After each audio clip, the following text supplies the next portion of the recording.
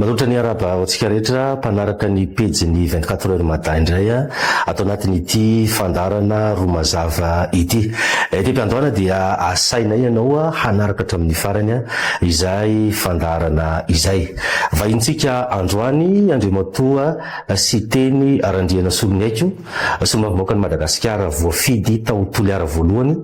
filoalefitra fahafito avy amin'ny anteny miaram-pirenena avy amin'ny fanoerana. Izy zany ny vahintsika amin'ity androany ity miarabanao Andriamatoa sy teny. Miarabanao manokana ary miaraba ny mpanaraka ny 24 heures alohan'ny nanovantsika zao interview zao dia mba nijery ale 24 heures any ho any amin'ny 1 million mahery any ny membre mpanaraka ny 24 heures na eto toerana zany na any ivelany malagasy any ivelany zany dia miaraba antsika rehetra amin'ny alalan'ity fandarana ity tenako. Misaotranao ihany koa nanaiky nasainay teto amin'ny pejin'ny 24 heures matin. Arak'le teny fampidirana na le fampiteo dia ny hoe ianao filoalefitra fahafito avy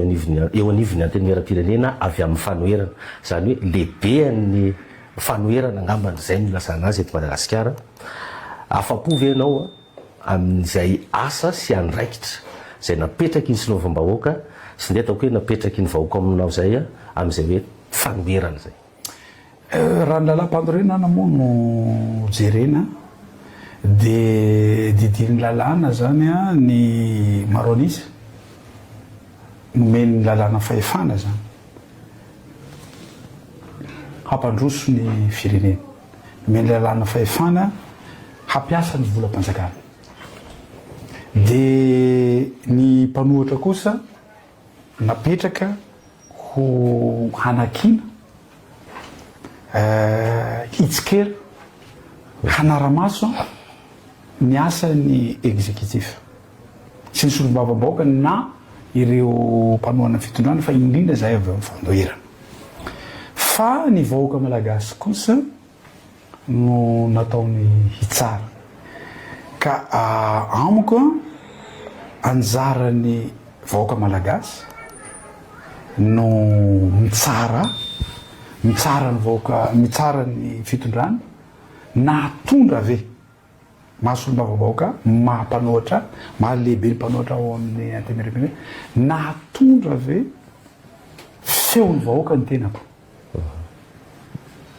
sa ve za nanakina ireo zavatra rehetra hita fa tsy rariny tsy hita ataon'izao fitondram-panjakana zao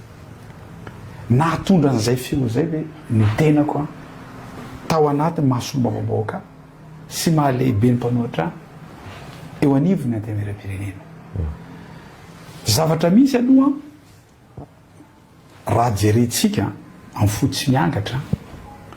raha izahay solombavambahoaka ao amin'ny antemirem-pirenena angambany hoe ny olona masa mitondra ny etahitam-bahoaka ny fahoriam-bahoaka zavatra ilainy vahoaka malagasy dia ireo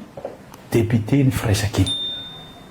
nefa nareo vitsianisa sy les députés ny centriste moa ilazany zareo azy na de vitsianisa ara izahay dia hitapoko hitam-pirenena fa mijoro tanteraka mihitsy ary sa milaza za mbola tsy nahita hoe nisy député avy amin'ny manohana zao fitondrana sa mitena an'ireny tena ina moa zavatra manahirana vahoaka amin'izao fotoana zao betsaka mihitsy na ny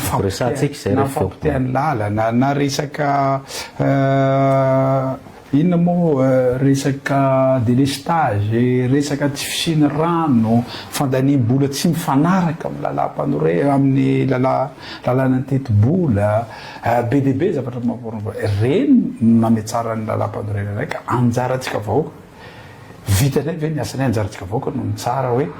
tena nahasolo tena azy ve zahay amin'ny zavatra naharary anjara. Zany hoe anareo zany ao amin'ny fanoerana tsy teny afa-tsy tsy mety ataon'le fitondrana. Zany hoe tsy voaka ny vavany sy teny Randriana Solonyaiko mihitsy zany mba nisy zavatra tena tsara kosa nataon'le fanjakana. Non, misy fotoana miteny ka misy fotoana miteny hoe ambana finaritra ty fanapahan-kevitra anankiray ty raha tsy teny fotsiny aho hoe raha resaka énergie imbetsaka izahay no miteny hoe satria zao raha misy fahadisoana lehibe nataony Ngay Radjoelina teto amin'ny firenena dia tao amin'ny resaka énergie ty amiko zany a raha misy olona mangala-bola gajaina izy raha misy olona manimba fananam-panjakana dia gajaina izy fa raha misy olombelona malagasy tena namotika ny économie malagasy ary nanary vola betsaka indrindra dia Ngay Andry Rajoelina raha sahy izy mamaly an'izao risako androany zao fa presque fa milliard de dollars very tamin'ny fanapahan-kevitsy Ngay Radjoelina raha tsy teny fotsiny resaka énergie satria aza dinoana fa tamin'ny anjon'ny président Hery Rajaonarimampianina ny solution ny angovo dia resaka sahofoka sy volobe voalany président Hery Rajaonarimampianina fantatsika tsara fa expert comptable izy dia niteny izy hoe 3 mois izy satria naniny nieritreritra izy hoe problème-nio a problème resaka gestion satria izy expert amin'izany zavatra zany fa rehefa tonga rehefa nandeha amin'izay ny fotoana hitany hoe resaka production dia niasa mafy le ranga jusqu'à nahitana vola ary nekeny banque mondiale sy FMI zany zavatra zany nahitana vola hanovana ny barrage eo ny vola eo ny olona anao azy a contrat eo a izy moa tsy lany filopirenena intsony taoriany iny dia Ngay Andry Rajoelina no lany tamin'izany fotoana zany dia teo zany a izy no ny tena tsy nanao an'io zavatra eo fahadisoana lehibe isa-taonany any amin'ny 300 millions de dollars dika zay fa 1 milliard mamy efa ho avy kosa zao le groupe any Tamatavo ny 5 mégawatt ho avy hotaterina afaka tapa-bolana ovaniko zay teny zay amiko crime zany inona le crime zany fahadisoana ataony Ngay Radjoelina zany satria very vola 1 million de dollars mihitsy a fa milliard zay very tamin'ny dorana volana dorana ohatran'izao nena izy crime zany amiko raha misy fa io anisan'ny fanapahan-kevitra nataony Ngay Radjoelina tena namotika atsika malagasy izay zavatra zay le hoe nanajanona nanajanona saofoka sy volobe fa rehefa ny verina ndray izy ny teny hoe hatao io zavatra io ny tena tsy maintsy hatao io zavatra io tsy nanakina azy atam'izay tsy nahita nareo nanakina azy ary fa zavatra teneniko fotsiny tsy nananovana saofoka sy volobe tamin'ny projet tamin'ny androny Hery Rajaonarimampianina koa satria izy sarotra le coût ny kilowattheure zay handeha 7 dia manatena reky tompoko mba ho 7 na ho hity ndray koa fa tsy ohatran'io zany a ity projet zay ataony Ngay Andry Rajoelina miaraka amin'ny frantsay tika zay amiko zany a zahay rehefa manakina tsy manakina be fahatany fotsiny fa teneny zareo be fahatany fa zavatra tenenay reny ane zavatra iainany vahoaka ray voalohany a zavatra tenenay reny ane zavatra tsy zahay foto fa manana mpanolotraina zay ao anatin'izay zavatra zay zay mahay an'io zavatra io zavatra tenenay reny azo porofoina ane zany teneniko zany jerentsika ny tantara ka eto tsika tsy diso zay raha nyteny hoe non tsy izy io politika kabobe mpanjakana ary tsy diso izahay raha mivoaka androany Rajoelina tamin'ny fakomana vo resy lahatra izy hoe tsy mety itsony ty zavatra ty le ny resaka tamin'ny FMI izy tena mamono vahoaka malagasy ty zavatra ty nefa zahay nanakina an'izany tsy mety io resaka lettre de détention tsy mety io politika akapobe ny fanjakana io tsy mety io loi de finance io nanotra an'izany zay androany izy voaresy lahatra ka ina itenenantsika azy hoe tsy manao bravo za izy ny tokony anao bravo anay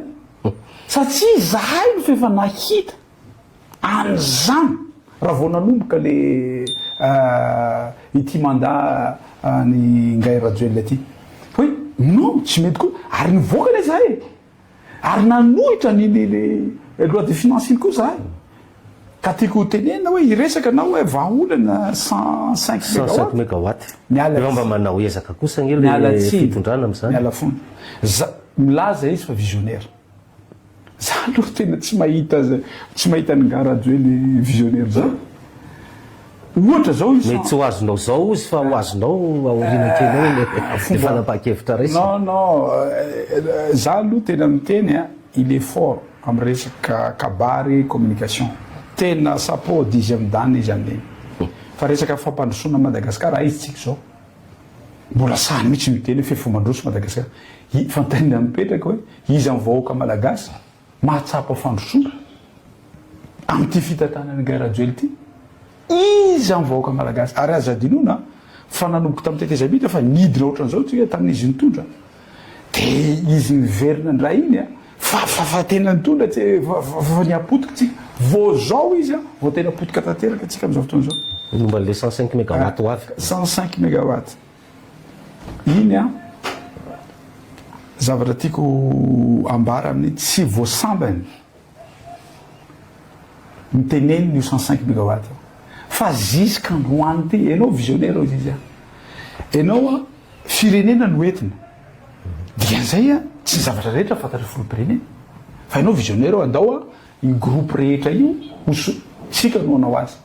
raha nipetraka safoka sy volobe fefa nikatona daholo groupe rehetra noho tsy fahalalana noho tsy fahaizana noho tsy mahavisionnaire azy najano iny zavatra iny potika tanteraka atsika amin'izao fotoana zao 105 mégawatt ty mitovy amin'izany rehefa anao anavitra 105 mégawatt tokony omeny teknisianina anao ambony latabatra eo hoe hividy an'io tsika président zao no hatonga an'io eto Antananarivo tonga le izy ao Tamatave eo Ngahy Radjoelina vao mahalala hoe tsy azo entina ty Antananarivo le izy fa izahay mpanohitra fefa nanome solution solution mety solution nomenay amin'io 105 mégawatt tsotra fefa misy vola interconnecté entre ny Tamatave sy Antananarivo réseau interconnecté ny Antananarivo zany inona ny antony tsy anovana an'izany zany apetraka ny Tamatave zany apetraka ny Tamatave le izy fa tsy hoentina ty satria zao raha ataotsika ty Antananarivo le izy 5 litatra par jour notrohan'io gazoaly hotrohan'io groupe io dikan'izay zany sady manao dépense tsika handehanan'izay gazoaly zay aty Antananarivo maninona izy raha napetraka atao raha transportena amin'ny câble fotsiny le izy zay teknolojia fa miaraka amin'ny réseau interconnecté iny tsy haiko hoe mahatonga ny Ngahy Radjoelina mitady hoe hitondra ty ray zay hoentina ty Antananarivo ray zay tsy volandraona izy niteny an'io inteny izy zay niteny ministre aloha izy niteny voalohany fa efa ao Tamatave le izy fa ho tonga ty Antananarivo amin'ny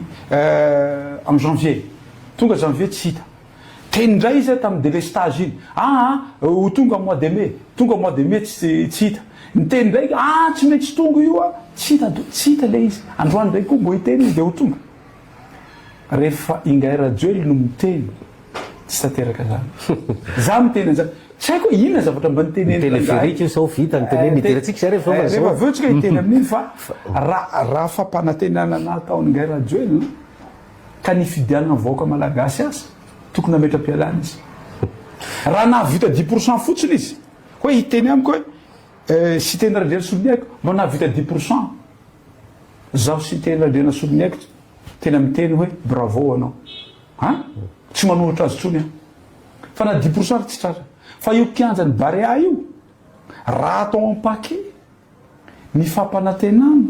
nataony Ngahy Radjoelina tamin'ny vahoaka malagasy nanerana ny Madagasikara na andritra ny campagne zay nataony zay tsy omba ao anatin'ny kiandrany Barea zany itenenako anao isaky ny balarorana iny ary tsy mandefitra izy rehefa miteny fa tsisy tanteraka ny zavatra. Masolo mavamboaka anao a tsy nanao loi de finance rectificatif nareo teo zany hoe niainga tany amin'ny LFI tamin'ny octobre 2024 zany a ny teti-bolam-panjakana mbola hitantanana amin'ny firenena amin'izao tsika volana septembre zao. Inona ny fandraisanao an'izay? Zao izay tsy manao LFR zay? Non, le LFR sy LFI aloha fefa niteneniko ny zavatra tokony ambarantsika mivahoaka malagasy dia ny fatorany Ingay Rajoelina tamin'ny engagement zay nataony tamin'ny FMI sy Banque mondiale tamin'ny alalan'ny lettre d'intention ny malagasy. Zay no nitenenanay hoe andao aloha nanapahatsika hevitra amin'ny na LFI na LFR teti-bolam-panjakana andao aloha diniatsika ty engagement nataonareo amin'ny FMI ty. Inona zay engagement zay? Engagement be dia be engagement nataony tao. Ary rehefa nandeha ny fandaniana ny teti-bolam-panjakana initiale ina dia efa niteny tamin'izay hoe inona amin'ny zavatra fanapahan-kevitsika reo tsy hita tao anatin'ny lettre d'intention. Nisy engagement zany nisy niavin'ny Ramatoa ministre, nisy niavin'ny gouverneuran'ny banque centrale. Reto daholo ny zavatra hataonay raha omenareo ivolana maimay ary tsika ty maimay tsika malagasy te hahazo amin'ny vola 207 millions de dollars 100 millions de dollars avy amin'ny FMI sy Banque mondiale sy Banque of Afrique dia nekentsika le zafa ny tena tsy mety io zavatra io fa tsy zakany malagasy. Zay le teneniko iny hoe Ingay Rajoelina tamin'ny fakomany niona tamin'ny FMI vao niteny hoe tsy zakany malagasy les conditions. Ha, FMI fa niova taloha FMI miteny hoe reto ny condition rehetra rehefa anao mitady vola aminay fa amin'izao fotoana izao FMI fa niova. Inona mba nieritreritrinareo raha ohatra zay mivola angatahanareo te inona ny fepetra horaisinareo? Zay le engagement, zay le lettre d'intention intention ataony zany malagasy. Dia androany zany Andry Rajoelina miteny amin'ny FMI hoe tsy zakanay le izy dia FMI mamaly Ingay Rajoelina hoe ha zahay angana noratra iny ianareo miteny an'io tamin'izany tsisy taitra mivaoaka malagasy tamin'izany any fa niteny miomana antsika vaoaka malagasy fa hisy zany TVA zany hisy zany TVA zany amin'ny resaka transfert d'argent amin'ny resaka oui amin'ny resaka inona na fitosanatsika vola amin'ny en banque miomana antsika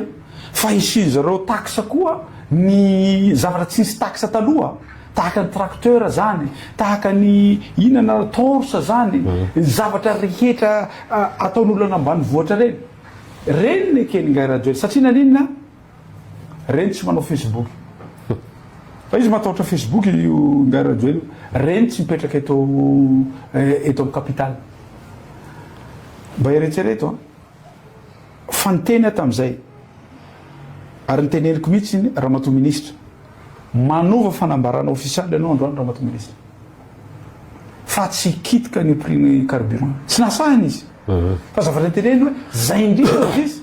no tsy nihonanay tamin'ny FMI satria fantatray tsy ho zakany vaoaka malagasy zay finitany Ramatoa ministre ny député rehetra ministre ny finance io ministre ny finance hoe lanionareo aloha ity loi de finance ty rehefa avy eo ekeny le izy vao vatany lany le izy tsy afaka miala izy amin'ny lettre d'intention zay foana no itenenanay andao aloha isika hiverina handinika n'ity engagement nataonareo ty fa misy zavatra be dia be tsy zakatsika ao amin'io zavatra tsy possible atsika ho tavavoaka tsy possible tsika amin'izao fotoana zao sous tutelle ny FMI izy no mibaiko amin'ny fomba hoana rangaroka hitenenana hoe natramin'ny DG ny Jirama tsy azotsika petraka izy no mametraka azy DG ny Air Madagascar fa tsy Air Madagascar moa izy iny fa nataon'zareo Madagascar Airlines izy no mametraka azy directeur tsotra ao amin'ny Jirama tsy maintsy baiko avy am'zareo zany no zany rehetra zany a de ao anatiny lettre de détention zay ny antsoko ny vahoaka malagasy zay ny antsoko ny manam-pahaizana rehetra zany no antsoko ny député rehetra diso isika raha tsy mijery an'io fa voasoratra ao zao 240 page angaby iny de nefa nareo tsy nanao LFR de zay zany ka na manao LFR na manao LFI na manao ino tsy afaka miala amin'io isika satria hanao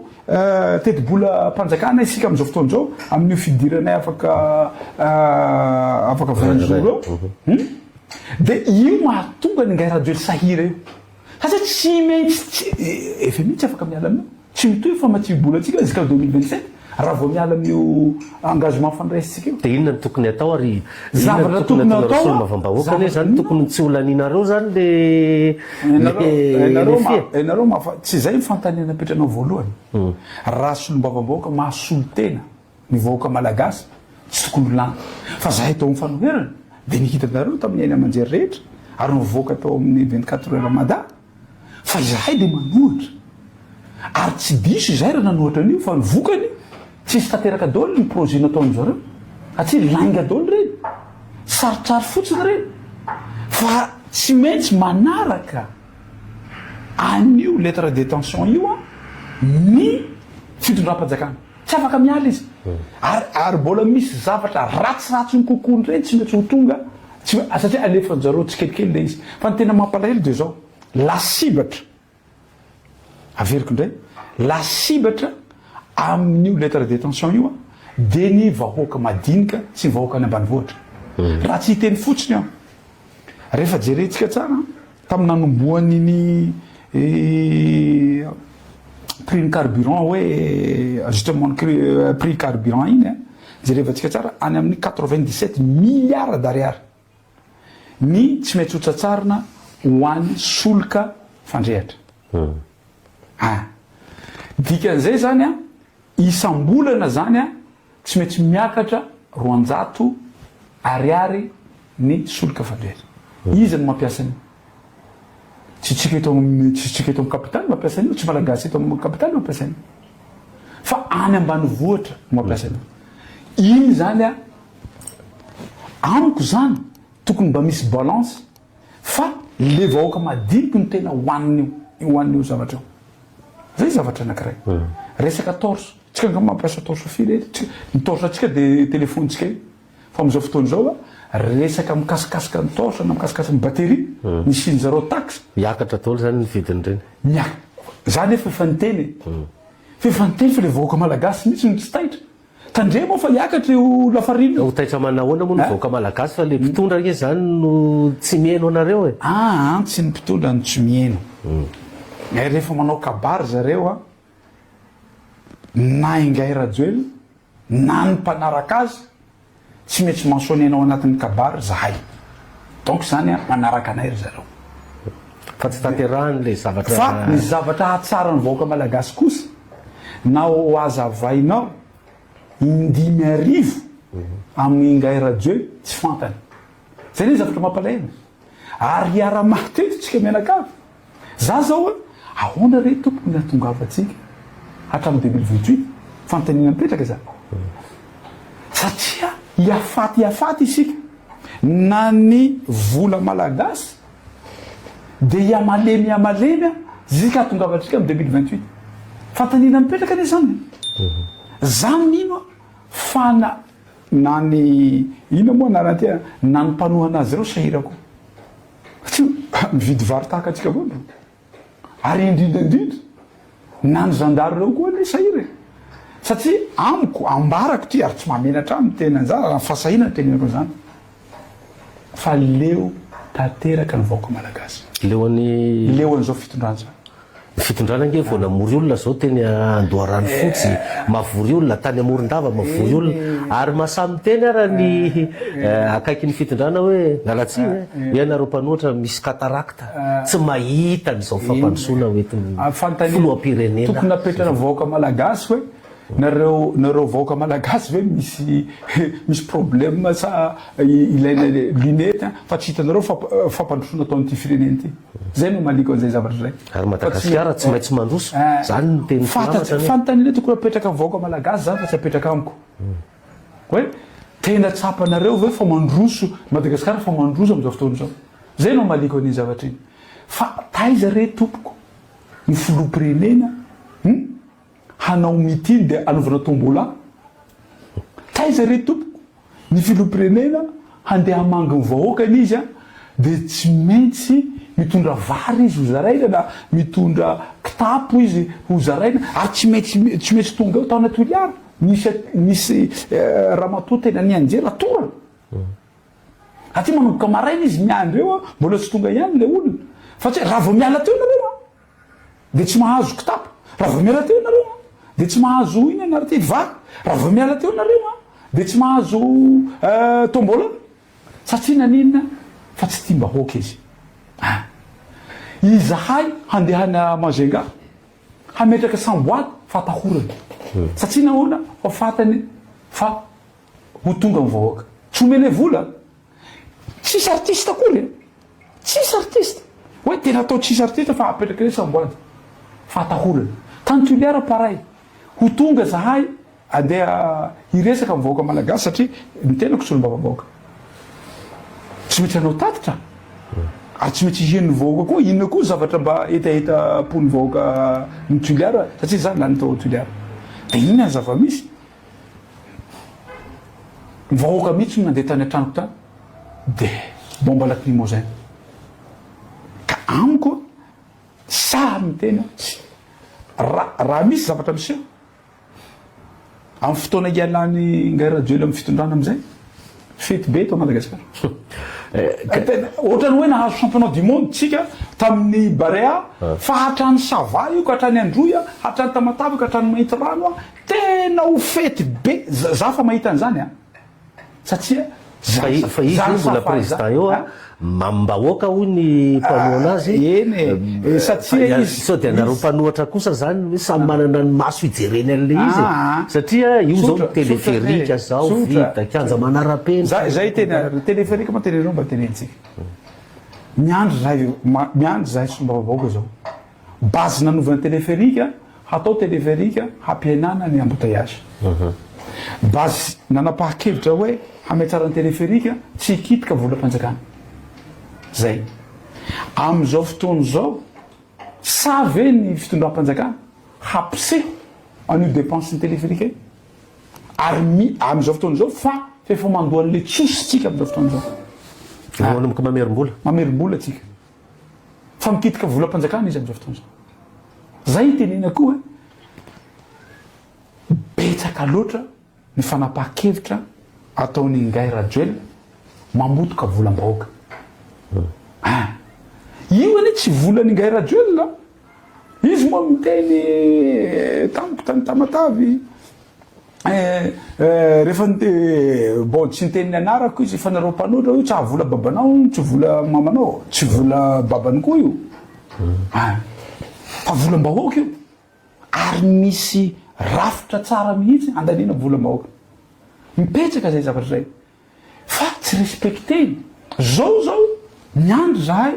amin'io fivorina zay ataona ary tsy anaiky an'io efa misy banque mondiale mino tsy voasoratra atao anatin'io lettre de détention io fa mikitika volam-bahoaka zaho ane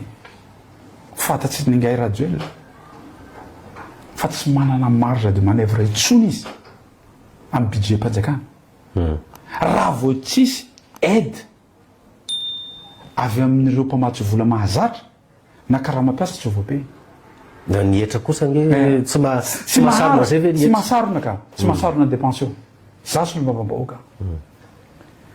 marina fa nametsarany mpanoatra haka pouvoir haka hipetraka amin'io fitondrana eo ahafahanay manasolo vahoaka malagasy fa misy zavatra miandry anay betraka eo goka ny kitapo-bolam-panjakana goka tena ohatrany helo mihitsy makaiza de vola sa hoe tsy ampy le to de reko vraiment ve tsy ampy sa le vola misy ihany fa mandeha any amin'ny lalana hafa izy roa ny fampidiram-bola mpanjakana zay azahony fanjakana vola ny potehiny ingay rajolidol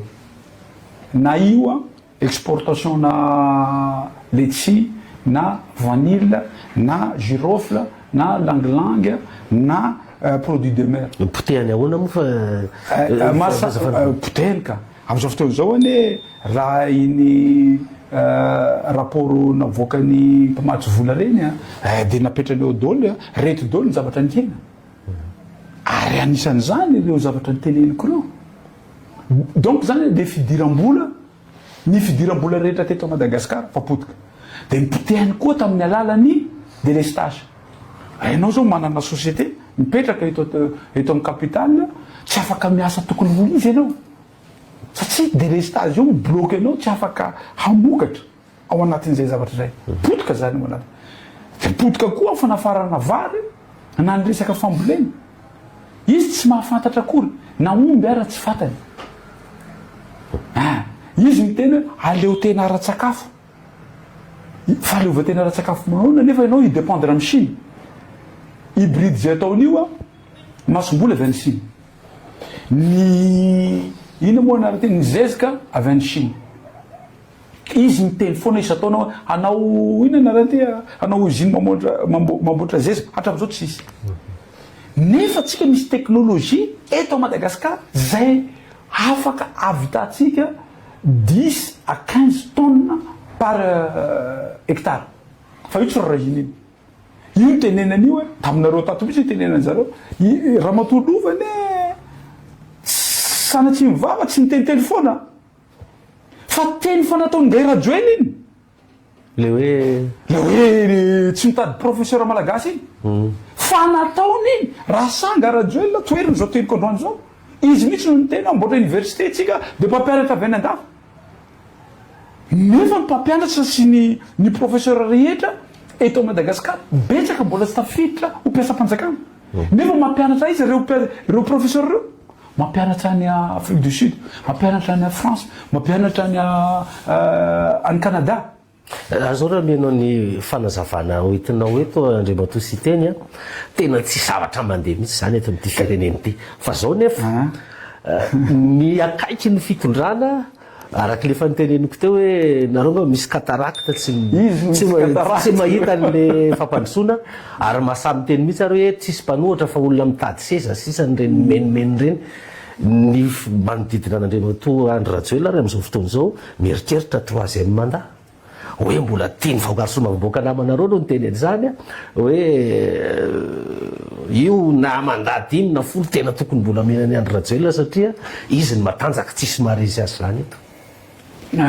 izy angamba ny Rajoelina tsy matanjaka zany fa ingay Rajoelina olona mpanongam-panjakana zay ny nahatongavany teo amin'ny fitondrana raha sa izy de miteny amiko hoe fa niteneniko hoe tamin'izay nanao débat face à face satria nyrearea izy hoe za démocrate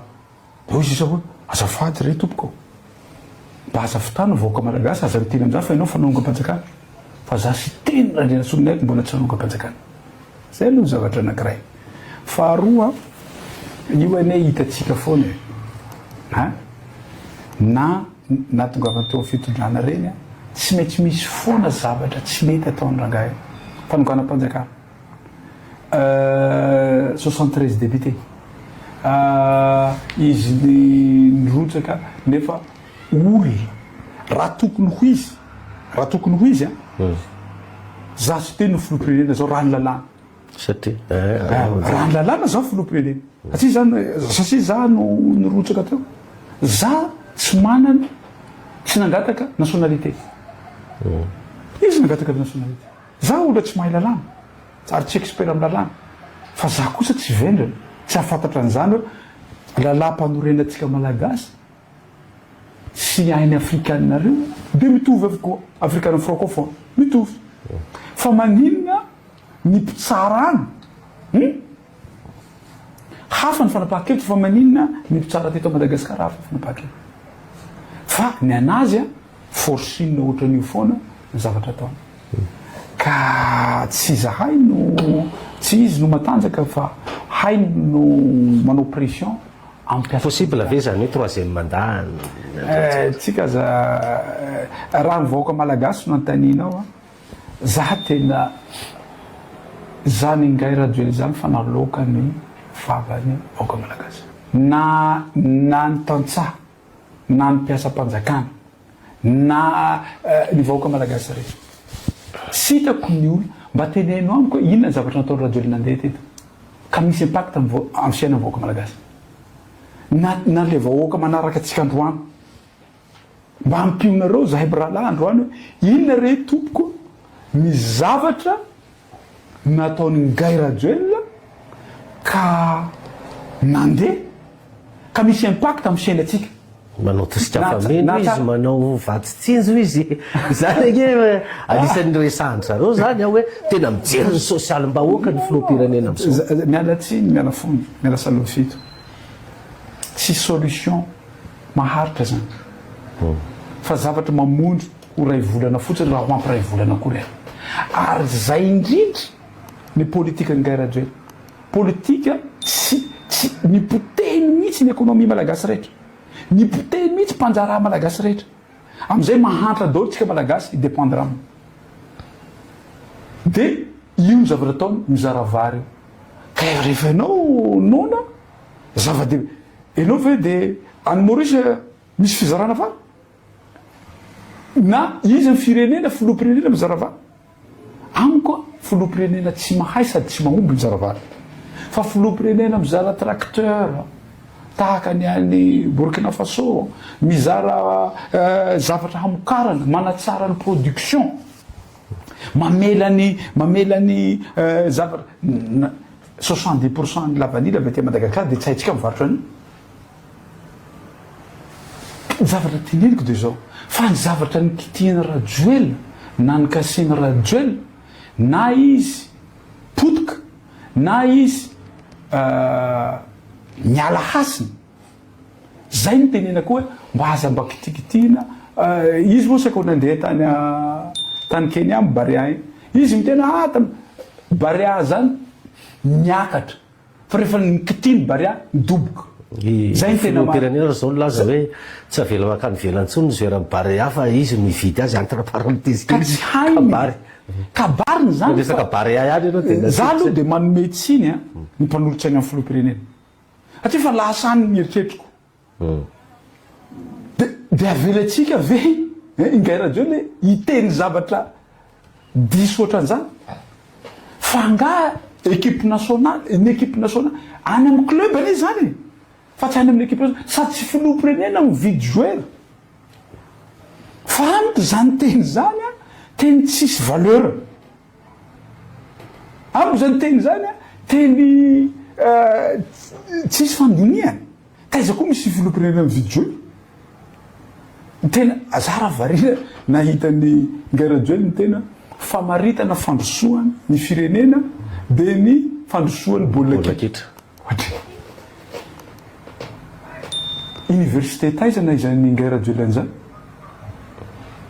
Harvard na izany an'izany sa izy na izany rajoely an'izany ingay rajoely an'izany hoe rehefa mandeha baolina kitra de mandroso daholo mandroso ny firenena tena sapo président tena sapo aminao mihitsy zao hoe taiza zany université ny anaranao an'izany zavatra zany taiza koa nisy an'izany rehefa mandroso ny football de mandroso ny milamana zany vahoaka malagasy zao satria mandroso tsika inona ary zany nataonareo mpanohatra janona am'izao miteny de alatsiny menomenona tsisy mieno hijanona am'izao zany za aloha tena miteny aminao diso zany tsisy mieno zany na mivahoaka malagasy na ny mpitondra ny resahako na ny mpitondra mieno anay ary rehefa miteny zahay tsy maintsy mamaly zareo betsaka mipofo mbola tsisy kabary na mitily nataony zao fitondrana zao tsy taitra tamin'ny teny nataonay rehetra satria naniny ary ianao indrindrandrindra tonga de mivatana any aminao mialatsina ibe ozatra hoy zareo zao tsy ozatra mitondrana firenena ia afaka tozanao le fanazava za rehefa manakina mitondra hevitra tsy ozatra no etiko tsy haiko inona ny alonany ingairajoela sy ny mpanaraka azy an'ity ozatsoko ty le zavatra tsy vidinana any amin'ny magazay kotrana fotsiny kory reo de mana tsisy olam-panao politika marary zany no atondra zavatra fa tsy hitako hoe vo miteny de ozatsoko ny manahira anazy fa de amiko zany débat ambany zany fa raha sary zareo andao zay sy ingairajoela anao fasafasa averina indray fa tamin'ny fasafasa nataonay a tena ingairajoela mihitsy ny sanandaina teneno fa tsy nandaina izy sanandaina fa efa mandeha izy le rano ambovobe pipeline le pipeline efa mandeha tokoa veny iza koa mandeha tsy mbola mandeha alavo saky jereo saky mitsangana anao natsanga mihitsy niny rahalanay atandroa io makina ve sa tsy makina avoaina ao amin'ny Facebook hatra amity nandroany tsisy a Facebook tsisy mbola mandeha ny pipeline tsy mandeha raha sahy izy manao débat ndray zahay mbola tazominao ve le teninao hoe raha vela malalako anareo ty rezume fiainanareo mpanohatra teneny izy mandramany kely na tsy sina publicité sina condition fotsiny hoe na tsy manao publicité nareo tsy sina artiste tsy sina iny fa hieny vaoaka malagasy zahay amin'ny prison raha sahy izy fa ny anjarany ireo mpitandro filaminanareo miaro ny magazin rehetra mba omeo anay ny semaine io raha sahy anao ngarajoeny hoe malemy reo tsy misy mpieno reo a tsy haiko iteneny fa mba omeo anay ny semaine de le 13 mai raha sahy anao fa matoa ianao tsy sa malemy ianao matoa ianao tsy sa fa efa naloaka mivoaka malagasy ianao matoa anao izy mihitsy no anisany miady an'izany fahafahana zany tsy matimaty fahatany fahatany le voaka malagasy matimaty fahatany voaka malagasy tam'ireny 7 février reny miady ny fahefa misy ainana foiny am'izao fotoana zao pure no tam'izany andro zany inona nahafaty ny voaka malagasy izy tao amin'ny kiandrany jardin izy ambojatovo kianjany démocratie kianjany démocratie tam'izany tonga de nataony jardin le izy fa tsisy volotro raha tantara soratan'io ity rangaty aloha de mifanohitra amy zavatra teneny daholo zay ne teneniko nareo barea oa aza mba apetraka 100% ny fanantenanareo ny amin'io satria balarona izy mitanora mpivavaka mo vitany ngarajoely no mametsaka balarora amin'olona mpivavaka izy ao mpivavana miteny izy ary moramora ny tenenina ny fitondrana mandalo izy fa ianareo kosa de omeko palais de louange ianareo rehetra tonga de nitsambikina daholo ny tanora kristiana alleluia alleluia izay mivady no anome anareo rehetra mbola tsy vitandray io palais de louange tsisy an'izany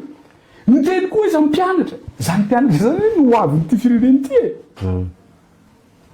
hanamboaraky université d'élite anareo izy amy taonao avy tsy mandovo vola tsony tsy hita mihitsika androany zao miditra fanatanjahantena avy any mpivavaka izy miditra amy tanora mpianatra izy miditra amy tanora mpanao fanatanjahantena indray izy fantanina mipetraka za tsy mino tsy resaka barea io fa betsaka loatra zavatra tsy mazava raha tena filoha misy transparence mangarahatra avy aiza ny volanovana tsisy tambo loi de finance nany vilao mena ny bariara tenenino de manambola toy ninona loatra satria rehefa niteny an'iny satria ho tonga le femita amin'iny tenenako an'iny vola viazy io satria zahay tsy nandany an'io de ntena avy aminay mivady vola viazy re tompoko société inona ny fidiram-bolanareo profoy avoaka malagasy zany zavatra zany raha tany andafo zany tena tonga de bloquina menao ny fanazavanao eto zany hatramy fiatombohan'ity fandarantsika ity a andriamatoa sy teny ohatra tsy miteny afa-tsy andry rajoelona foana ny manodidina azy ve mety ny fitatana ny prime ministre ny ministre mety ve zany ny ataondreo fa ny ataon'ny filoham-pirenena ihany tsy mety aminao inona ary ingay rajoelina ne tsy manome fahefanan'izaniza fa izy rery ihany hatramo gabone projet présidentiel hatramo gabone tsy na gabone ara tsy avela ataon'olo hafa fa zaho izy manao azy ka inona tianao tena tsisy ministre afaka miasa zany ao fa 200 millions d'ariary tsy maintsy mandalo amina mahasahina reo ministre reo raha ohatra ka tsy mandalo an'izany zavatra zany ka ina nomezoko tsinany ministre zaza vao nametraka ny ministère tamy voaloha fa ny tena tsy afaka anao ninina ao anareo satria tsy aho io raha namana io tsisy fotinareo zany fa tsy mahay mitondra firenena io zay no itenena koa ary marina ny toroteny nataony président ny FFKM am'izao fotoana zao esory aloha ny ombo tsy zay vao mandrositsika Madagasikara esory ny ombo zay aloha ny zavatra voaloha ino moa tsy zakan'zareo toroteny de l'année ka zavatra teneny koa zavatra teneny raha te handroso isika Madagasikara raha mbola rajoelina ihany ingay rajoelina ihany no eo amin'ny fitondrana tsisy fampandrosoana zany eto Madagasikara inona aloha le atao le zany satria mbola izy zao ny ao 2028 izy vao miala mbola mieritreritra troisième mandat izy mbola izy zao mbola tantara zany troisième mandat zany fa raha tena mana fitiavana tanjazana izy raha ny fitiavana no lehibe indrindra raha tena hita hoe mba nisy ihany a zavatra nataon'ny vahoaka malagasy ho anazy mila mametra-pialana izy zay ndrindra lalam-pandrorenana rehefa tsy mahomby ianao izy izy lalam-pandorenana ina ny atao mametra-pialana ny filoham-pirenena fa raha any Japon no ahitanao an'izany zavatra zany fa tsy eto Madagasikara nefa Japon manjosa fa tena sarra reo mametra-pialana rehefa tsy hoe raha fa fantanina mipetraka mandroso ve tsika vahoaka malagasy fantanina mipetraka hoe nahomby ve ingay rajoely fa maninona tianao atao tsy maintsy amikorotana zany no angalana rajoely sa tsy maintsy amin'ny élection maniny tsy mametra-pialana mba tsy hanimba zavatra sady io ane tsy fantatry tena sérieux zany rehefa vahoaka ny tezitra zay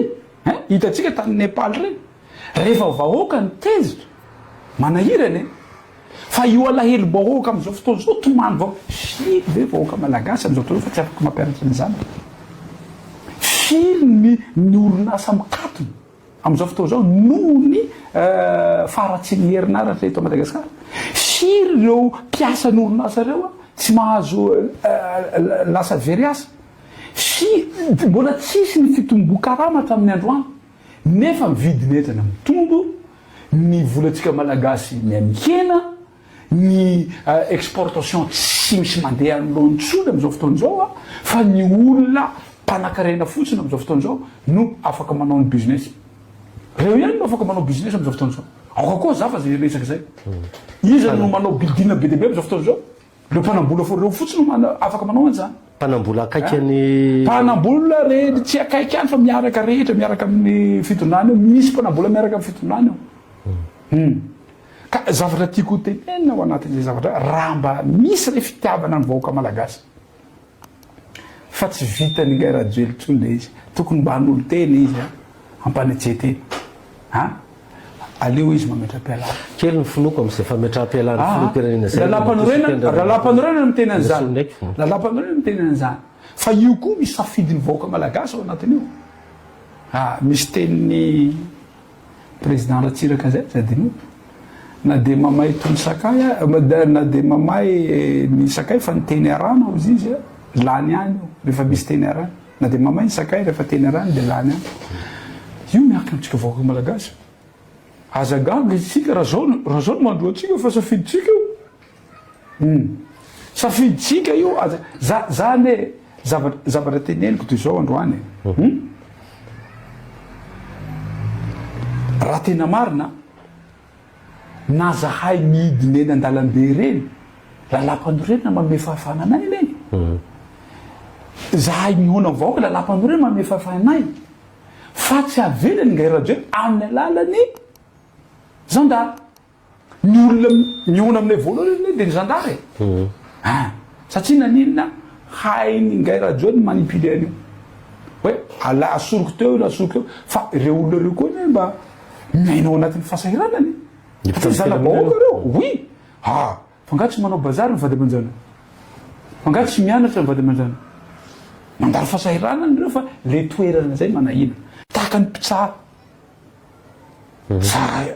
izy moa tsy mahafantatra hoe misy fitsarana amin'ny tanila eto amin'ity fireneny ity vo niantso ny mpitsara ingay radio tany hoe hatao inona anaran'ity firenena tandalana Madagasikara miala tsina miala fotro firenena tandalana ino ty zavatra teneny ingay radio ty izy faratapona tsy lasa modèle akory firy ny lalam-pandoreny kitsakitsahiny ingay radio raha tsy hiteny fotsinao na iny 8 cm izy na fomba fananovana ny katsika manana ny ACC eo afaka zany ACC oui androany ianao miteny ACC mihitsy no niteny hoe rehefa niresaka miresaka gouverneur iny ACC mihitsy no niteny hoe ok mety io resaka gouverneur fa nefa tsy isan'izany amin'ny lalam-panorenana ny fifidianana izy tsy maintsy atao ny fifidianana isam-baratoko tsy maintsy atao faran'izay aingana io koa ACC ndraiky koa nanohitra teny nataon'iny ACC ny resaka eto ACC ny resaka satria ny ACC nijery zany fanitsakitsara za tsy mahay lalàna fa ACC miteny zavatra mifanohatra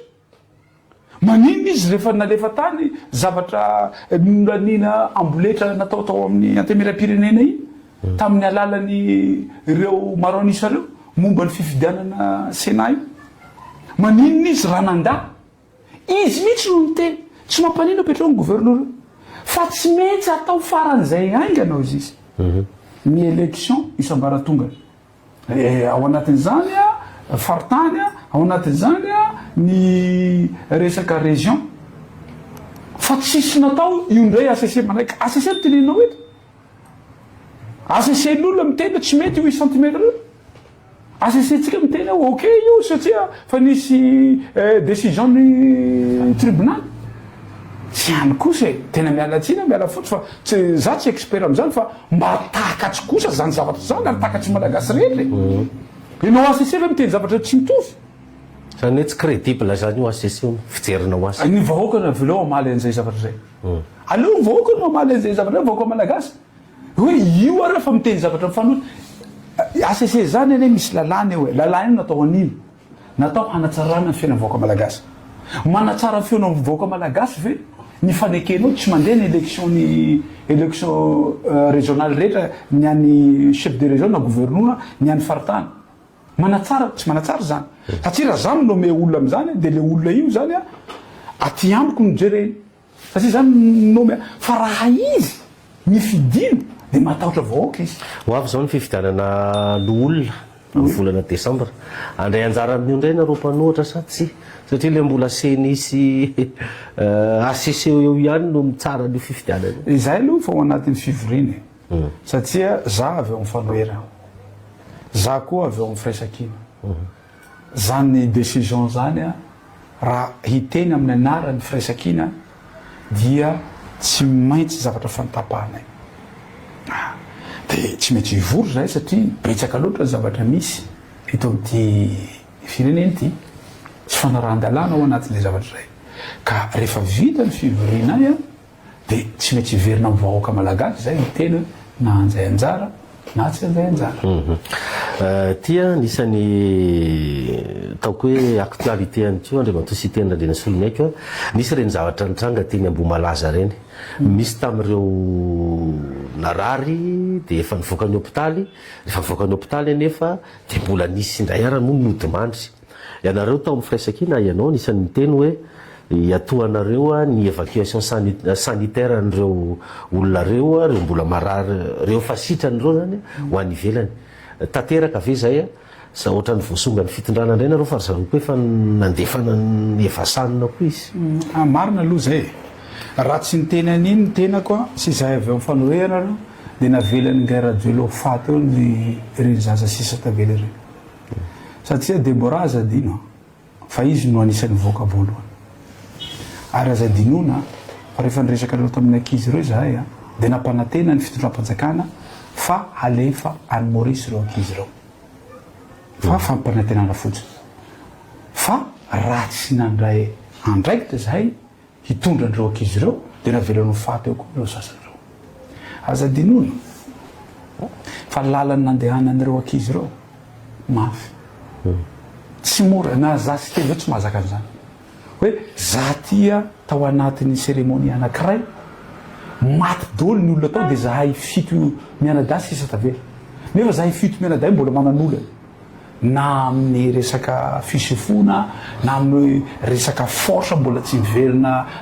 tsara ao anatin'izany na amin'ny fikorotana saina hoe tonga mba vady ny fahafatesana ka na dia moka mikaikitra fotsiny fa mahataitra sao dia ahafahatay ty zavatra ty na de assurance maninona moa tsy nalefa ningaira duel tany tany Maurice faran'izay haingana nitojo rehefa niteny an'izy zavatra eny satria fa natahatra izy satria fa niteny ny mpanohitra zay ny ilaina anay mpanohitra ary fantatry ny voaka malagasy rehetra zany zavatra zany aveo navelany tsy manana fo iny fa ny azy politika rehefa resaka politika zay fa mandray andraikitra izy zay aloha ny zavatra tokony fantatry ny voaka malagasy zay zavatra zay ary ny tenany tsy sina resaka politika ty fa fandraisana anjara ho atsika rehetra mba io sehatra anankiray sady miasa ny mpitondra miasa ny mpanohitra ho an'ny vahoaka malagasy mba isove na fasitra na reo zaza na hialany ahiahy iny satria tsy hananatsika zany fitaovana zany aoka hiaiky tsika tsy manana fitaovana tsy manana materiely tsika hitiliana nyreo zaza reo ka hanomezana assurance ho azy hoe zao fa androany mbola ambarako ho fantatry vahoaka malagasy mbola betsaka zavatra fenon'io zavatra nareo zaza reo tsy manana dossier médical aoka ho fantatry ny vahoaka malagasy zany zavatra tsara mbola tsy fantatra marina ny mariny be deaibe zavatra tsy fantatra zany zavatra zany fa tenenina fotsiny zany zavatra zany ary betsaka ny manohatra n'io zavatra io na avy any an-dafy ka mba hialana zany ahiahy zany io ane dia teny malagasy tsongotsongona ny mato izy mba tsy andevelona ny velona ahiahy tsy havana satria ahiahy mahafaty ary mamparahy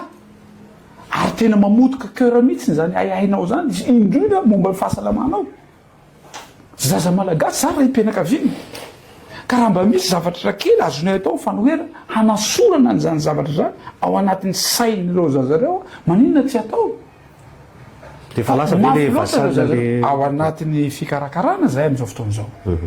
satria tsy mora le izy matoa zany mbola tsy nanao communication misy dikany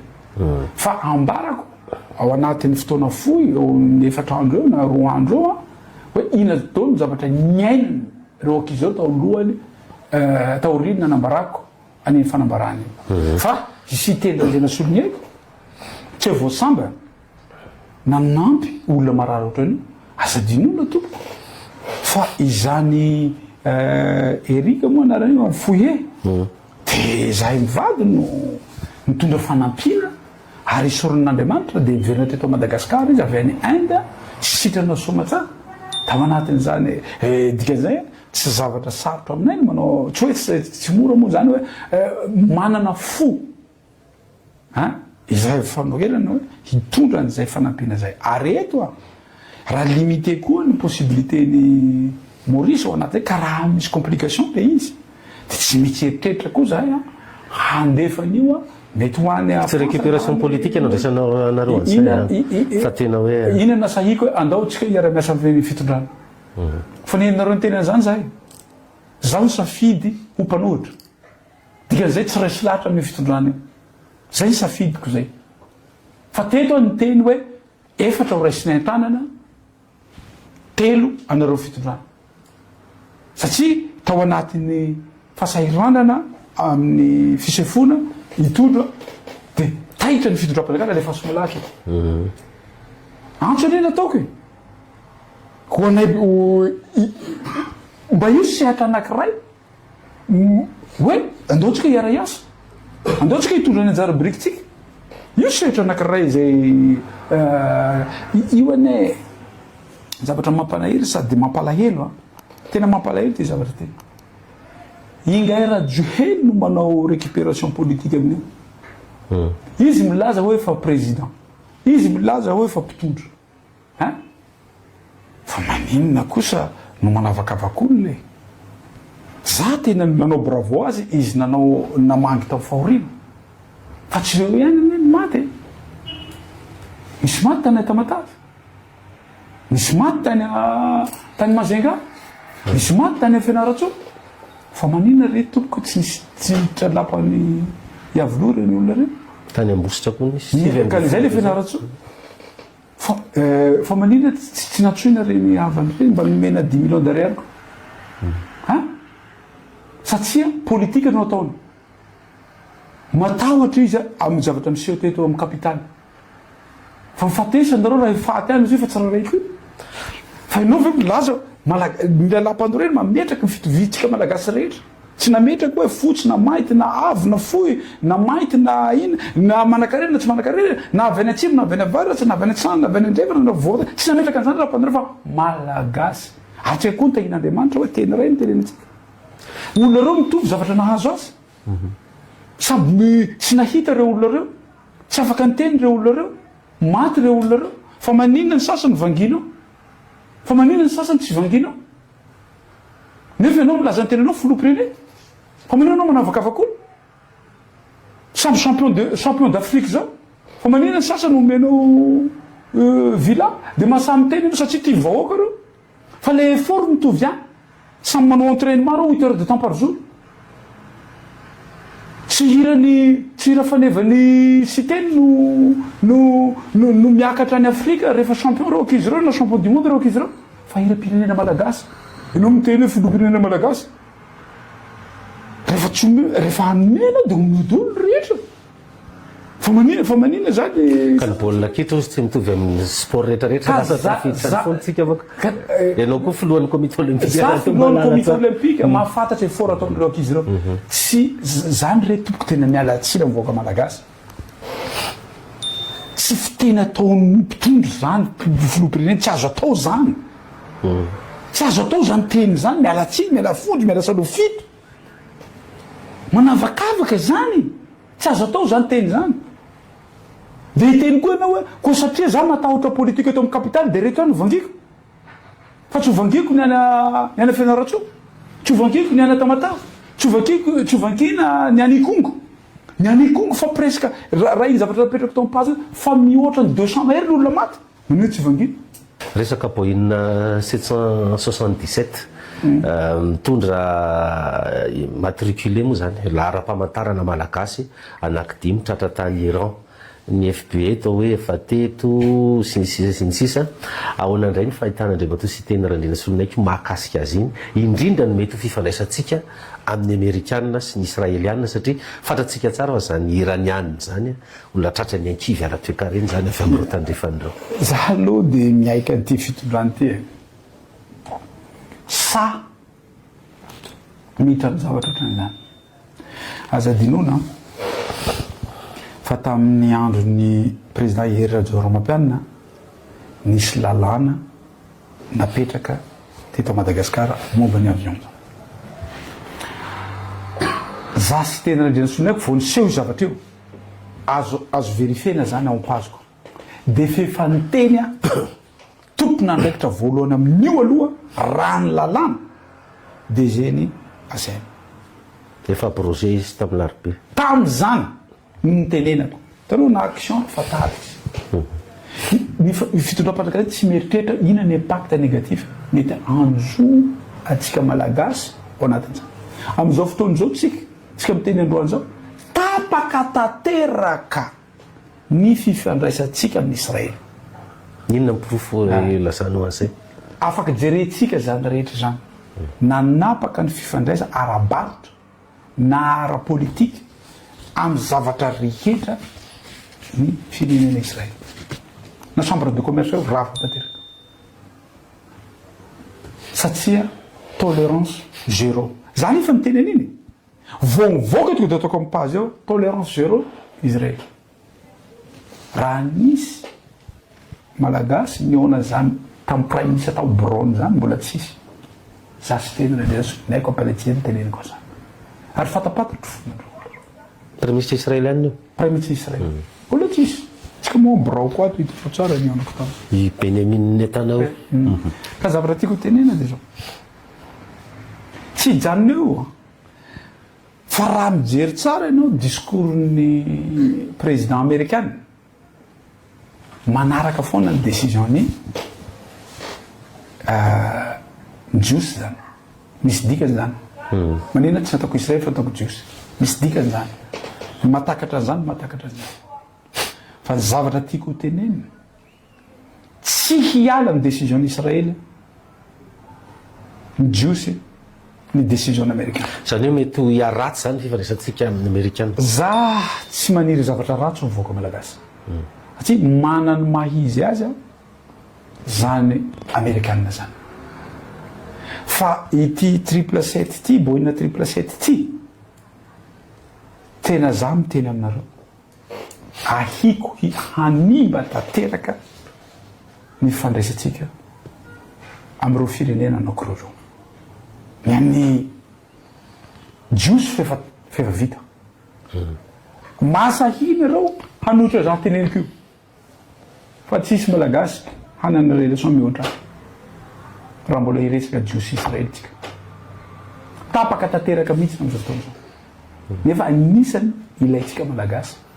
ny teknolojia zareo raha tsy teny fotsiny ny problème eto Madagasikara voalohany dia ny rano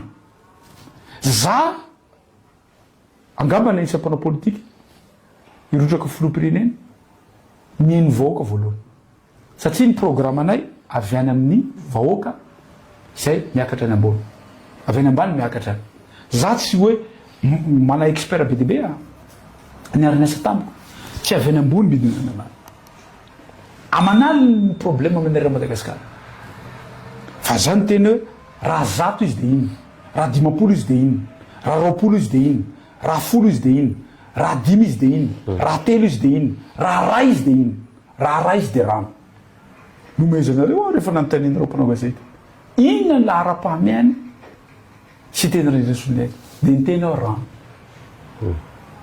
ny omeheza ny olona rehetra de za fa nyteny nahito Antananarivo mety hanana problème rano satria nanina le lac artificiel zay nataotsika io nataony vazara fa tsy nataotsika kory tsy ampy ny vahoaka ny Antananarivo intsony satria raha tonga zany rano manan'olona antsika raha tsisy ny rano manan'olona antsika tokony jerena manokana ty rano ty ary ny firenena mahafehny rano no mandroso taratra fandrosona fa fifehezana rano fa tsy firenena mahay baolina zay no ianarana any Harvard Andriamatoa Ingay Rajoelina ina ny fandraisan'le resaka rano sy le jiosy tao ina ny fandraisan'le hoe resaka rano sy le resaka antsika farany teo manko hoe ny jiosy ka reo ny spécialiste amin'ny rano ay ka aza dinotsika zany savatry zany anisany ilayntsika ary fa nanao an'izany zareo tam'izany andro zany tany amoron-tany resaka goûte io avy any amin'zareo io ka zay tiako tenena eto hoe raha vao niverina tamin'ny fanadevosana zanaky Israely zavatra nataony voalohany de ny rano ary ny taorian'ny deuxième guerre mondiale potoka daholo ny firenena tandrefana rehetra zavatra napetraky ny zareo iny pyramide de Maslow rano aloha voalohany agriculture manaraka an'izany fahasalamamana an'izao programme ny teneniko mipoka am'izay taty arena tsisy rano tapoko Antananarivo eo ny olona voataitra iny zavatra ananako video zany satria za miheny ny voaka malagasy ka zay no itenenako hoe ty resaka 777 ty miala tena za tsy maniry zavatra ratsy fa raha voatapaka ny fandraisantsika amin'ny Amerikana ho sahirana eto tsika aiza ho aiza zao ny base toliara lo resahana ihany iny satria anao nisany nanoatra mafy an'iny manahoana izy ao zany zao mirosy ve ny asa aloha isika kely le fanontaniana anisany mbola manohatra mafy an'io io base toliara zaho ane zavatra mampalahelo an'le izy ny lalàna ho an'ny grande mine fefa mivotenay fefa mipetraka zany lalàna zany fa maninona rehefa misy tahaka an'ireo base toliara io anamboarany lalàna hafa fantanina mipetraka amin'ny gairaduel zany sa izy ny tena hoe mangarahara ny zava-jarehetsa za tena mijoro tsara za tena manao ohatran'izao valio amin'ny malagasy zay teninao raha zay 180 millions de dollars d'euros. non tsy any resaka aloha voalohany tsy any resaka voalohany raha resaka chiffre ho teneninao amiko raha tsy toerana gairaduel miteny raha hitena tsy hita daholo reny listourna rehetra reny hatramin'ny androany na iny la vanille 4 dollars par kilo iny any amin'ny 12 millions de dollars mba fantanina mipetraka hoe misy miverina tany amin'ny tany savavy izy valiny tompo tsisy na tsy hitana ny vola io tsy gairaduel mihitsy no hiteny hoe hanome vola voaka malagasy zany négatif zany zavatra zany na io volana voaka ny société any Fort Dauphin io tsy hita io mody hoe andao anamboatra zavatra kely ohatran'io fa tsy hita zany zavatra zany na ny volany pétrolier aiza vola pétrolier tamin'ny resaka fer zany mahapotika ny lalantsika ty crime ane zany fer zany efa tsisy tsony fond routier izy de efa sy za miteny aminao fa ireo fanapahan-kevitry ny raduel mamodika atsika reo c'est des milliards de dollars isa-taona mihoatra milliards de dollars gairaduel natonga an'izany ana am'zay ary le base toliara ka base toliara teneniko hoe raha sahy izy mangarahara manino izy eo hisy lalàna vaovao lefa aminay ao satria nanino lalàna vaovao tsy ho tombotsoan'ny malagasy grande mine io ny tombotsoan'ny malagasy zay aloha sinina voalohany ambara mivahoaka malagasy fa tsy mieritreritra atsika malagasy zany io sinina voalohany faharoa rehefa nanao lalàna tere mihitsy ny mpanaraka azy rehetra ristourna atombony any centrale fa isika any atao 1%. Tsy mieritreritra antsika zany gairaduel tsy mieritreritra vahoaka misy harena zany gairaduel fahatelo za tena miteny aminao tsy mangarahara hoe afaty no tsy afaty tokony haka cabinet indépendant mihitsy mipetraka ao hanambaran'izany satria ny olona ny teny hoe laboratoire ny tenan'io mahafaty io io ny teny hoe tsy mahafaty io corrompu zany science zany tsy azo ovaina zay mba resaky nay niaraka tamin'ny président Jean-Jacques ny science zany formule tsy azo ovaina enao fa efa misy formule napetrakinao hoe rehefa nalainao ny élément rehetra mahafaty ty zavatra ty da miteny ndray koa anao tsy mahafaty io manoatra base toliara zany za sy teny raha ndrena solony aiko de tsy mety amin'ny vahoaka ny toliara io base toliara misy miasana zao sa forcé la gadrana daholo zay olona miteny gadrana mahazo sazy miantona na gadra zay miteny satria naninona za fa niteny iny fidinana ny fotony ataony gairaduel tany toliara iny farany na izy avelany io na izy ampiasa force izy zay de zay koa ny fitondrana an'ity firenena ty nampiasa force zany fitondrana zay koa nataony na izy midémissionna na izy manao dictature dictatureship io zao iainantsika am'izao fotoana zao tsisy zavatra mandeha nylontsony eto amin'ny firenena lalam-pandorenana zany de voakitsakitsaka isan'andro amin'ny fomba hoana no hanovanao lalàny fifidianana no olona ho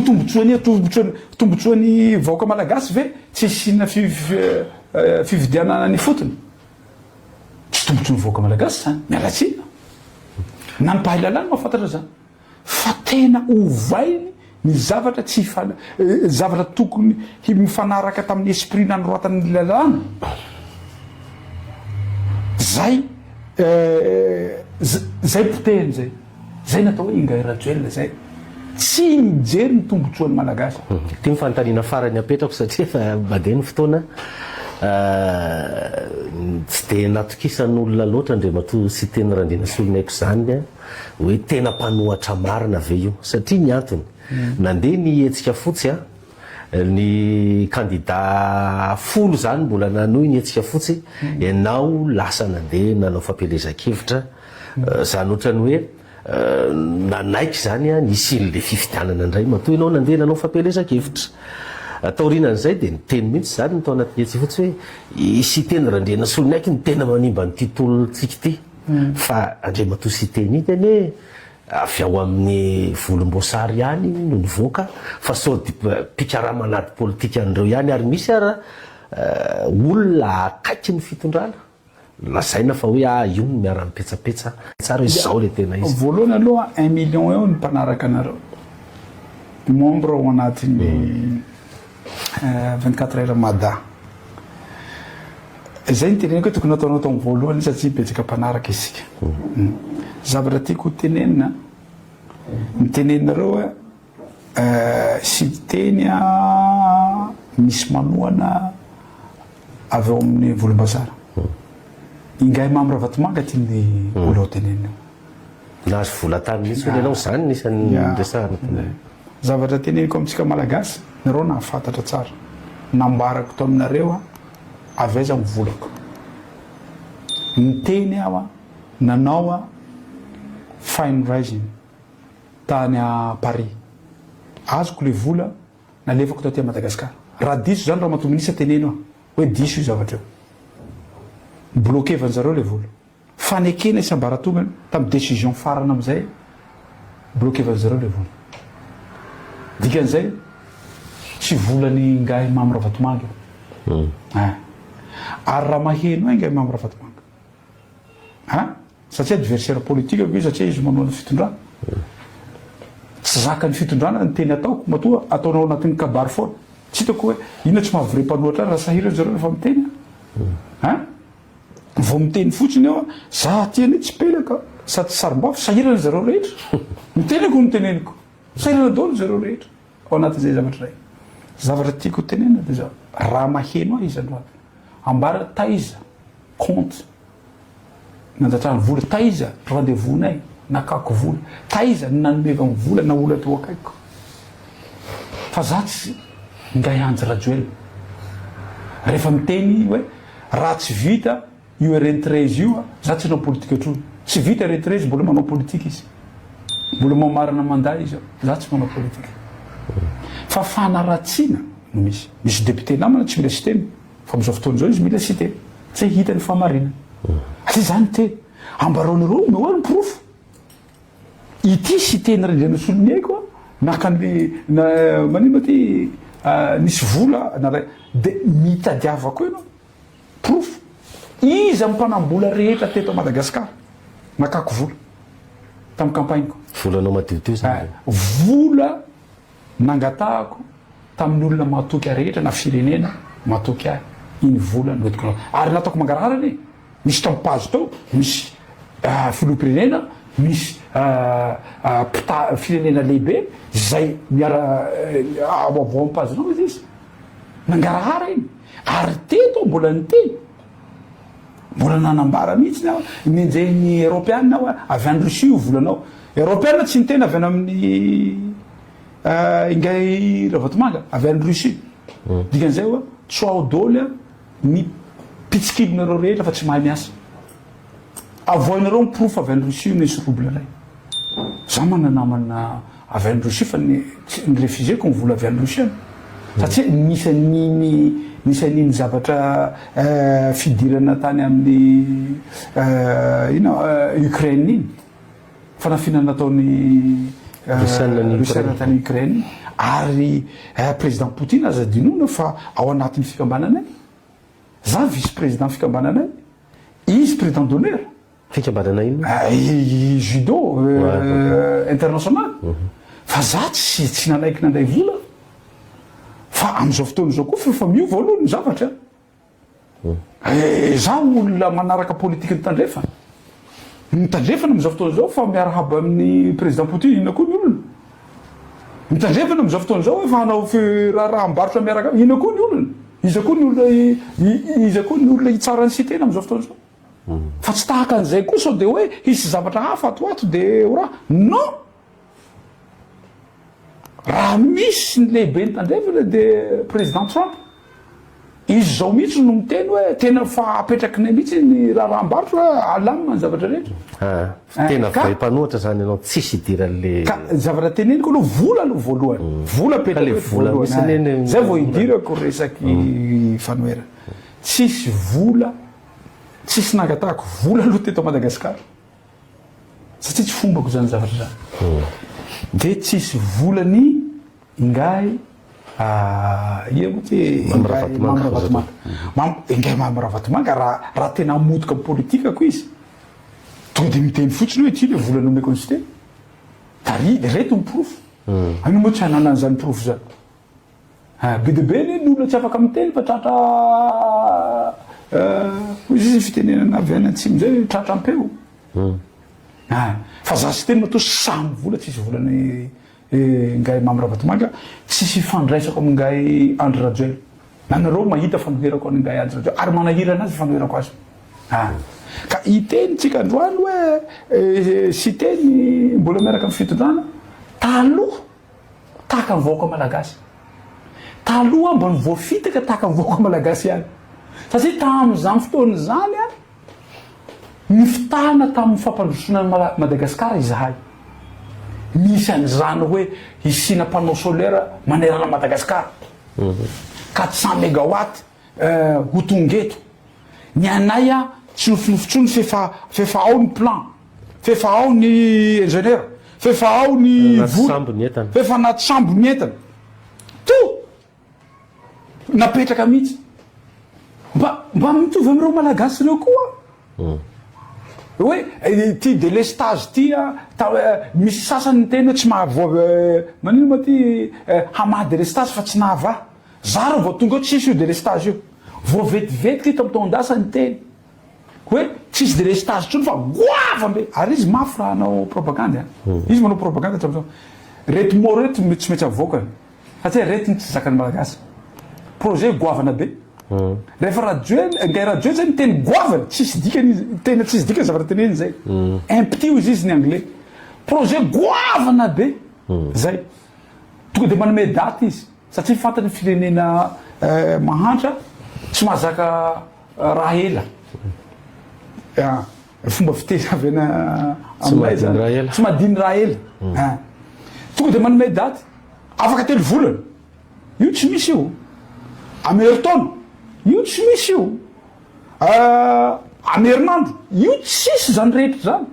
fa fantany hoe rehefa miteny daty izy tonga de resy lahatra le olo rehefa ingay rajoely zany miteny goavana sy daty tsy izy io zay tokony fantatsitsika vaoaka malagasy zay zavatra zay ka za koa mba voafitaka tahaka an'zareo fa zao ianao tena fanoatra ary za azadinona mbola député ny tao fa nanoatra azy nandeha ray taona fotsy izy jereko hoe mandainga hoe tirangata zavatra nlazainy rehetra tsy taterahana de zay natonga zaho hiala am'ty zavatra ty de betsaka mihitsy maro koa no député nanaraka nanoatra ingay radio ka ina am'izay no atao hoe tsy manino ma ty tena mpanoatra tsaratsara de niteny koa nareo hoe C11 ako aloha zava disonareo C11 C10 ty teniko ty za sy teny randriana solony aiko alohan'ny idirako tao de nazava mifanarahana za hanao élection satria za sy teny randriana solony aiko dia tsy mino politikana 16 vide za tsy mino an'izany mbola tsisy zany maneran-tany mbola tsisy zany tany Afrika mbola tsisy zany tany Europe mbola tsisy zany tany Azia tsisy zany maneran-tany zany hoe za itsy anao idogotry anao élection de nahazo fandresena rehefa avy raha ohatra resaka filoham-pirenena no resaka eto satria fakana pouvoir io zay zany natonga anao nanao za zany de fa miteny za cause iadinareo cause iadiko fa ianao anao fifidana zaho hanampy fa zaho andeha anao fifidana nekeny rehetra zay nekeny rehetra zay na tiana na tsy tiana afaka miteny ray am'zareo hoe diso zay fa nekena zany zavatra zany aiza tamin'izany na tonga ny sy teny hoe nanita na nanohitra na namatika androany vo miteny an'izany satria anao nametraka fanontaniana fa tsy tiako no hiteny an'izany zavatra zany za mino fantatro hoe tsy rariny le izy fantatro hoe tsy mety io zavatra fa tsy zany ny fomba fanaovana politika amiko fomba politika amiko raha haka pouvoir de say fa ny any sasany misy koa misy coup d'état lalana roa raha ny zavatra hita maneran-tany fakana pouvoir coup d'état élection tsisy afatra koatsiny mba mbava fotsiny Andriamantoa sy teny tena maranantsika azy ny zava-misy any Nepal mba ahoana ny fahitanao an'ireny io ane efa niteneniko foana ary teneniko tao amin'ny page le izy tsisy zavatra maharitra mandrakizay zany mety manam-pahefana de mamarana atsika mety manam-pahefana contrôlenao daholo ny zavatra rehetra fa rehefa mivahoaka amin'izay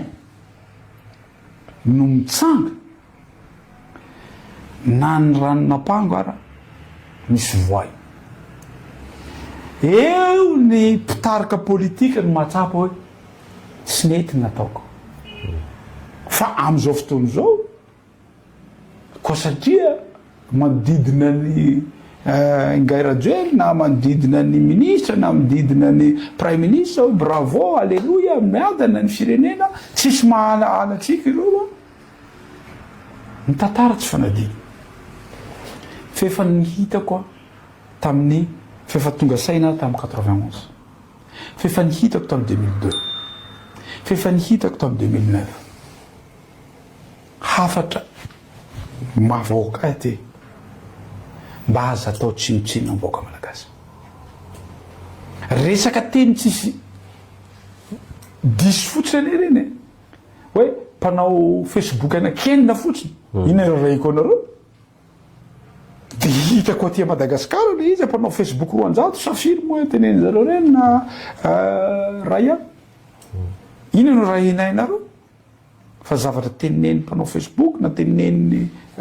vahoaka malagasy na teneneny mpanao politika ka raha marina tena iainany vahoaka maharary vahoaka tsy azo madisony zany na Facebook na tsy Facebook io na ino fa zay ny zavatra teneniko hoe mahatonga vasaina satria tsisy zany fahefana maharitra mandrakizay zany fa io zavatra atao makarana tena tsy zakany zavatra iainany vahoaka malagasy am'izao fotoana zao mba hahatonga vasaina atsika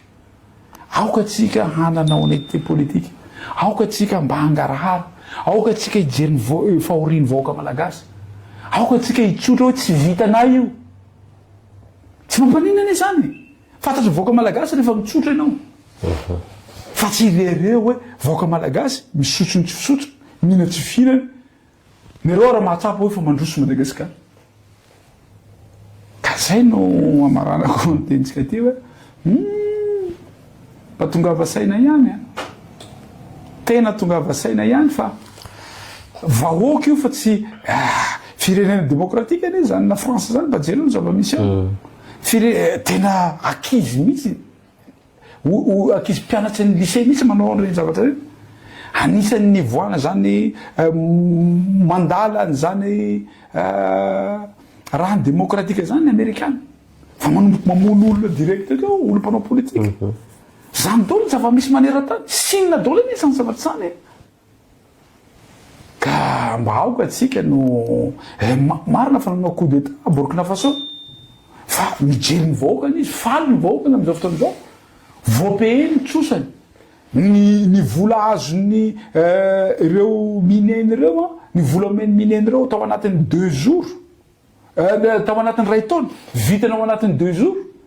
lalana tsy vitana zay tsy vita daholo ny lalana any zay foana neta de mivahoaka fa tsy hoe eo ianao lalana 8 kilometre iantsonao artiste foana fa firy zay artiste tonga tao amin'ny inona rahanty autoroute zay sa fe zany sakiny 8 kilometre tsika iantso artiste ka lalana 10 000 kilometre tsika tsy tapaka ny feon'ny artiste rehetra manerana Madagasikara Resaky ny 8 kilometra tsika iantso artiste. eny ary zay na maranatsika azy isaorana andriamato siteny randrena solony aiko sonavam-bokany Madagasikara voafito tao Toliara voalohany filoha-hevitra fahafito avy eny anivon'ny antenimieram-pirenena avy amin'ny fanoerana ny vahiny tato anatin'ity fandarana roa mazava ity dia misaotratsika mpieno naharitra ny jery hatramin'ny farany somary lavalava zay fandara zay fa ninonay fa nitondra fanazavana tamin'ny lafin-javatra maro tamintsika tany an-tokantrano tany.